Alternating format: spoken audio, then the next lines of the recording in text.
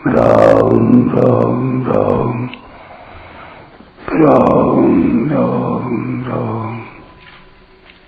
राम राम राम नारायण नारायण। संबंध। अब आगे के श्लोक से अर्जुन भगवान की स्तुति करना आरंभ करते हैं। अर्जुन उवाच स्थाने ऋषिकेश तव प्रकीर्त्या जगत् प्रहृष्यत्यनुरज्यते च रक्षांसि भीतानि दिशो द्रवन्ति सर्वे नमस्यन्ति च सिद्धसंघा। अर्जुन बोले, हे अंतर्यामी भगवान, आपके नाम गुण लीला का कीर्तन करने से यह संपूर्ण जगत हर्षित हो रहा है और अनुराग को प्राप्त हो रहा है। आपके नाम गुण आदि के कीर्तन से भयभीत होकर राक्षस लोग दसों दिशाओं में भागते हुए जा रहे हैं और संपूर्ण सिद्धगण आपको नमस्कार कर रहे हैं। ये सब होना उचित है। व्याख्या। संसार में ये देखा जाता है कि जो व्यक्ति अत्यंत भयभीत हो जाता है उससे बोला नहीं जाता। अर्जुन भगवान का अत्युग्र रूप देखकर अत्यंत भयभीत हो गए थे। फिर इन्होंने इस 36वें श्लोक से लेकर 46वें श्लोक तक भगवान की स्तुति कैसे की, इसका समाधान यह है कि यद्यपि अर्जुन भगवान के अत्यंत उग्र विश्व रूप को देखकर भयभीत हो रहे थे, तथापि वे भयभीत होने के साथ साथ हर्षित भी हो रहे थे।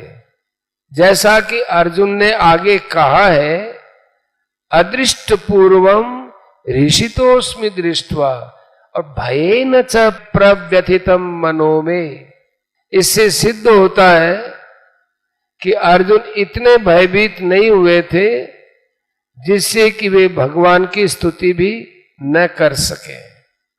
ऋषिकेश इंद्रियों का नाम ऋषिक है और उनके ईश अर्थात मालिक भगवान है। यह इस संबोधन का तात्पर्य है कि आप सबके हृदय में विराजमान रहकर इंद्रियां अंतःकरण आदि को सत्ता स्फूर्ति देने वाले हैं। तव प्रकीर्त्या जगत प्रहृष्यत्यनुरज्यते च।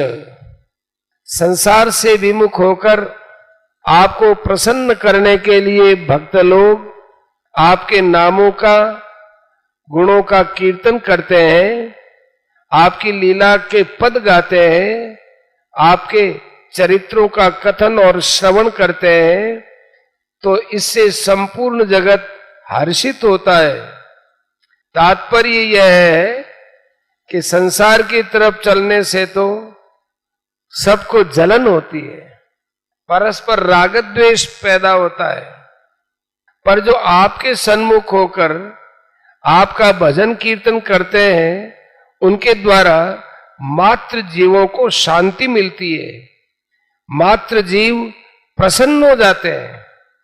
उन जीवों को पता लगे चाहे न लगे, पर होता ऐसा ही है। जैसे भगवान अवतार लेते हैं तो संपूर्ण स्थावर जंगम जड़ चेतन जगत हर्षित हो जाता है। वृक्ष लता आदि स्थावर देवता मनुष्य ऋषि मुनि किन्नर गंधर्व पशु पक्षी आदि जंगम नदी सरोवर आदि जड़ सब के सब प्रसन्न हो जाते हैं। ऐसे ही भगवान के नाम लीला गुण आदि के कीर्तन का सभी पर असर पड़ता है और सभी हर्षित होते हैं।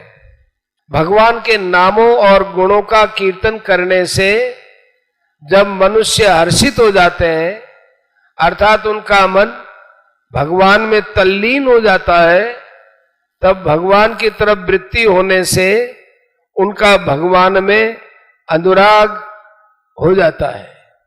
रक्षांसि भीतानि दिशो द्रवंती, जितने राक्षस हैं, भूत प्रेत पिशाच हैं, वे सब के सब आपके नामों और गुणों का कीर्तन करने से, आपके चरित्रों का पठन पाठन करने से भयभीत होकर भाग जाते हैं। राक्षस भूत प्रेत आदि के भयभीत होकर भाग जाने में भगवान के नाम गुण आदि कारण नहीं है, प्रत्युत उनके अपने खुद के पाप ही कारण है। अपने पापों के कारण ही वे पवित्रों में महान पवित्र और मंगलों में महान मंगल स्वरूप भगवान के गुणगान को सह नहीं सकते, और जहां गुणगान होता है वहां वे टिक नहीं सकते। अगर उनमें से कोई टिक जाता है तो उसका सुधार हो जाता है, उसकी वह दुष्ट योनि छूट जाती है और उसका कल्याण हो जाता है। सर्वे नमस्यन्ति च सिद्ध संघाः, सिद्धों के, संत महात्माओं के और भगवान की तरफ चलने वाले साधकों के जितने समुदाय हैं, वे सब के सब आपके नामों और गुणों के कीर्तन को तथा आपकी लीलाओं को सुनकर आपको नमस्कार करते हैं।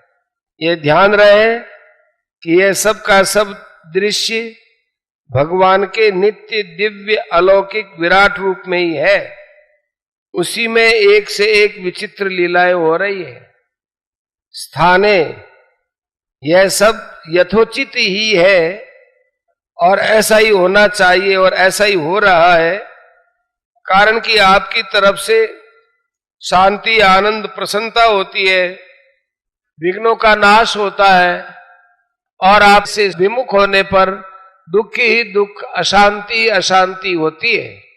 तात्पर्य है कि आपका अंश जीव आपके सन्मुख होने से सुख पाता है, उसमें शांति क्षमा नम्रता आदि गुण प्रकट हो जाते हैं, और आपके विमुख होने से दुख पाता है। यह सब उचित ही है। यह जीवात्मा परमात्मा और संसार के बीच का है। यह स्वरूप से तो साक्षात परमात्मा का अंश है और प्रकृति के अंश को इसने पकड़ा है। अब यह ज्यों ज्यों प्रकृति की तरफ झुकता है, त्यों ही त्यों इसमें संग्रह और भोगों की इच्छा बढ़ती है। संग्रह और भोगों की प्राप्ति के लिए यह ज्यों ज्यों उद्योग करता है, त्यों ही त्यों इसमें अभाव अशांति दुख जलन संताप आदि बढ़ते चले जाते हैं। परंतु संसार से विमुख होकर यह जीवात्मा ज्यों ज्यों भगवान के सन्मुख होता है, त्यों ही त्यों यह आनंदित होता है और इसका दुख मिटता चला जाता है। परिशिष्ट भाव यहां स्थाने पद पीछे और आगे दोनों जगह आए श्लोकों के लिए समझना चाहिए। भगवान ने 32वें 33वें और 34वें श्लोकों में जो बात कही थी और जो बात इस श्लोक में कही है, उसके लिए अर्जुन कहते हैं कि प्रतिपक्ष के सभी योद्धा मेरे द्वारा मारे हुए हैं, तू केवल निमित्त बन जा आदि जो कुछ आपने कहा है वह आपका कथन उचित ही है। आपके नाम गुण आदि का कीर्तन करने से जगत हर्षित हो रहा है और राक्षस लोग भयभीत होकर भाग रहे हैं आदि जो हो रहा है वो सब ठीक ही हो रहा है। आपके द्वारा ही यह सब लीला हो रही है, मेरे द्वारा नहीं।